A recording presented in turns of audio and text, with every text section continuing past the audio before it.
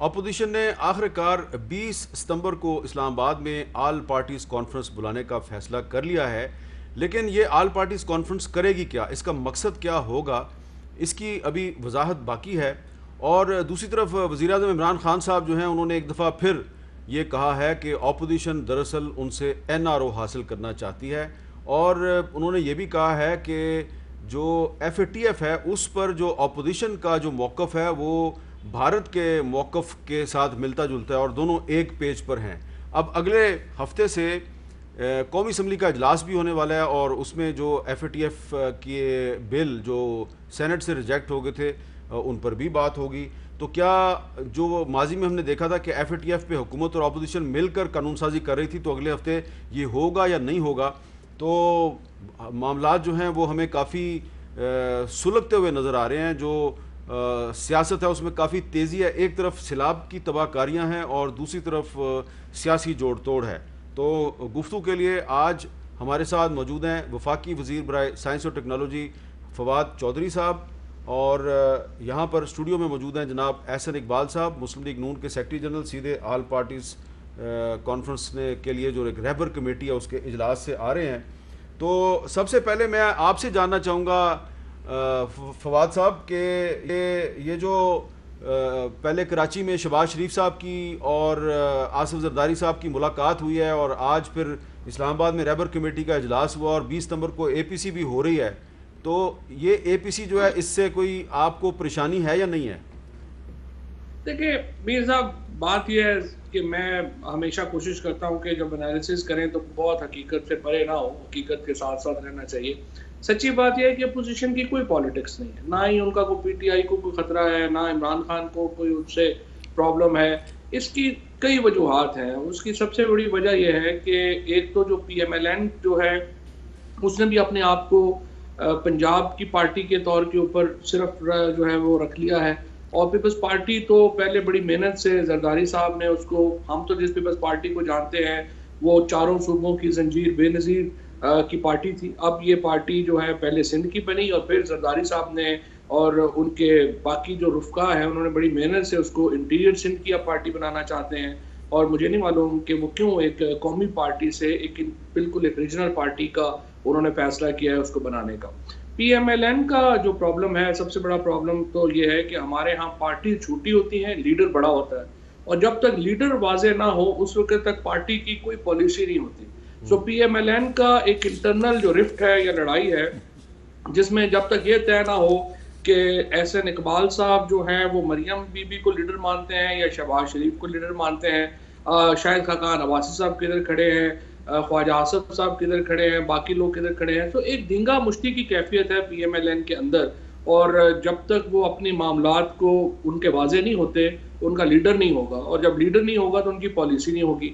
تیسری جو قوت ہے فضل الرحمان صاحب، ان کے پاس ایک رینٹ کراؤڈ ہے، وہ مدرسے کے بچوں کو لے کے پھر رہے ہیں، اور ان کی کوشش ہے کہ ان کو کوئی ان سے خطاب کر لے، کوئی ان سے لیڈ کر لے، اور اس طرح سے سیاسی نہ تحریکیں چلتی ہیں نہ اس کا کوئی وجود ہے۔ سو میرا نہیں خیال کہ یہ APC ہو کچھ بھی اور یا آپس میں مل بیٹھے ہیں، ٹھیک ہے کھانا چانا کھائیں اور اس کے اوپر ہم انہیں گڈ لک کہتے ہیں، لیکن میرا نہیں خیال کہ یہ اپوزیشن میں کوئی دم خم ہے گورنمنٹ کے لیے کوئی چیلنج ہوگا۔ جی احسن اقبال صاحب، آپ نے سن لی بات فواد چودھری صاحب کی، اور زلفی بخاری صاحب جو وزیر اعظم کے معاون خصوصی ہیں، انہوں نے ایک ٹویٹ کیا ہے، this is all parties corruption union and all of this is being done for NRO، it is not going to happen. اور ساتھ میں انہوں نے نواز شریف صاحب کے پرانے کچھ بیانات جو ہیں، جو انہوں نے زرداری صاحب کے خلاف جو باتیں کی ہیں، وہ بھی انہوں نے ان کو بھی ساتھ میں ری ٹویٹ کر دیا ہے۔ تو آپ کچھ بتائیں گے ہمارے ناظرین کو کہ آل پارٹیز کانفرنس تو ہو جائے گی 20 ستمبر کو، مقصد کیا ہے، اس کے بعد کیا کریں گے آپ؟ شکریہ حامد میر صاحب۔ سب سے پہلے تو آپ نے ان کا ٹویٹ کیا، میں سمجھتا ہوں کہ مجھے تو آج جس چیز سے بڑا ایک تھا وہ تھا لیفٹیننٹ ناصر خالد، ہمارے ایک سپوت، ہاں بالکل، جو ان کے والد بھی شہید تھے پولیس کے، اور وہ اپنی والدہ کے اکلوتے بیٹے تھے، انہوں نے آج جام شہادت نوش فرمایا۔ بالکل، اور 2 روز پہلے ہمارے 3 جوان بھی اور شہید ہوئے ویسٹرن بارڈر کے اوپر۔ تو پاکستان جو ان حالات میں گزر رہا ہے کہ جہاں ہر روز یہ ماشاءاللہ لیفٹیننٹ ناصر خالد اپنی کی والدہ کے ساتھ ہیں، والدہ اور کے ساتھ، ان کی والدہ بیوہ تھیں. جی بیوہ تھیں اور یہ اکلوتے بیٹے تھے، اور ان کے والد بھی شہید ہیں پولیس سے. تو جہاں ہمارے اتنے سپوت شہید ہو رہے ہیں اور وطن عزیز کی ہم ایک بقا کی جنگ لڑ رہے ہیں، دشمنوں کے نرغے میں ہیں، اور انڈیا نے کشمیر کے اوپر ایک ناجائز قبضہ کیا ہے جو 72 سال میں اسے ہمت نہیں ہوئی تھی کرنے کی. اس وقت اگر کوئی حکومت ہوتی نا جس میں دو آنے بھی عقل ہوتی، تو وہ اس وقت پاکستانی قوم کو جوڑ رہی ہوتی ان خطرات کے لیے، وہ پاکستانی قوم میں یکجہتی پیدا کر رہی ہوتی. یہاں پر جتنے ہمارے خطرات بڑھ رہے ہیں، جتنے ہم بحرانوں کے اندر جا رہے ہیں، یہ حکومت اتنا ملک کے اندر انتشار پیدا کر رہی ہے، اتنی نفرتوں کو ہوا دے رہی ہے. جتنا اوور ٹائم لگا کے یہ اپوزیشن کے خلاف مقدمے بناتے ہیں، اگر اس کا 100واں حصہ انہوں نے بھارت کے خلاف بین الاقوامی سطح پہ مقدمہ بنایا ہوتا کشمیر کے لیے، تو کشمیر کے لوگوں کو کوئی ریلیف مل چکا ہوتا. اب یہ بتا دیں نا اے پی سی کیا کرے گی؟ اسی طرح دوسری چیز، انہوں نے کہا جی یہ پنجاب کی پارٹی بن گئی.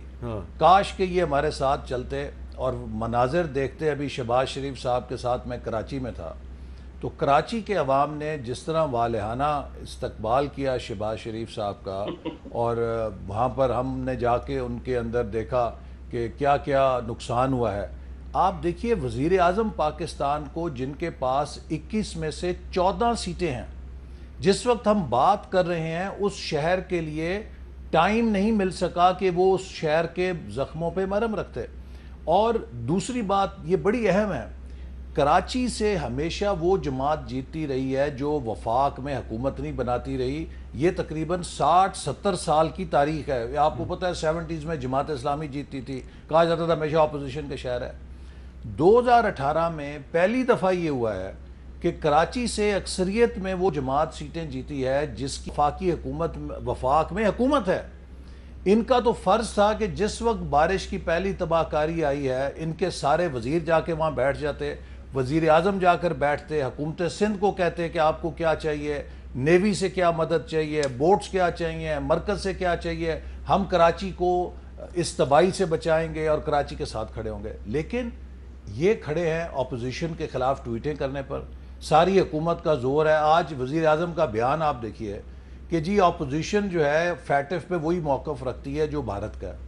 اگر میں یہ کہوں کہ جناب فیٹف کے ذریعے آپ وہی اختیارات حاصل کرنا چاہتے ہیں جو مودی سرکار اپنے ملک کے اندر لے رہی ہے، کہ جس کی گلا گھونٹنا ہے گلا گھونٹ دیا، جس کو جیل میں ڈالنا ہے جیل میں ڈال دیا، تو آپ اور مودی دونوں ہٹلر بننے کی جو کوشش کر رہے ہیں اس خطے میں، ہمیں بھی اس پہ تحفظات ہیں. ہم نے جو فیٹف پہ کردار ادا کیا ہے، جائیے اپنے وزیر خارجہ کا وہ خط پڑھیے جس میں انہوں نے اپوزیشن کے کردار کی تعریف کی ہے. اب آئیے اے پی سی میں، ہم نے آج جو اے پی سی کی ہے اس میں سب اپوزیشن پارٹیز ہیں، جس کی بڑی اچھی بات یہ ہے کہ ملک کے چاروں صوبوں سے جماعتیں موجود تھیں، اور ہم نے 20 تاریخ کو آل پارٹیز کانفرنس کا فیصلہ کیا، اسلام آباد میں ہی ہوگی. اور سب کا یہ متفقہ رائے ہے کہ اس حکومت نے 2 سالوں میں جس کارکردگی کا مظاہرہ کیا ہے اس سے ملک کو معاشی طور پہ، خارجی طور پہ، اندرونی طور پہ شدید خطرات ہیں. اور ہم سب کو مل کر ایسا آئینی اور جمہوری راستہ تلاش کرنا ہے کہ جس سے ہم ملک کے اندر تبدیلی لا سکیں. آئینی اور جمہوری راستہ کیا ہے؟ طریقت میں اعتماد ہے. دیکھیے آئینی اور جمہوری، آپ کے پاس احتجاج کا راستہ بھی ہے، وہ جمہوری حق ہے آپ کا. آئینی اور جمہوری ایک راستہ آپ کا ان ہاؤس چینج کا بھی ہے. آئینی اور جمہوری مطالبہ آپ کا نئے انتخابات کا بھی ہے. لیکن اس پر سب کا اتفاق ہے کہ نئے انتخابات 2018 کی طرز پہ نہیں ہو سکتے. اگر ہوئے تو اس ملک کے اندر سول وار ہو جائے گی. لہٰذا انتخابی اصلاحات جس سے غیر متنازع انتخابات ہو سکیں وہی فائدہ مند ہوں گے.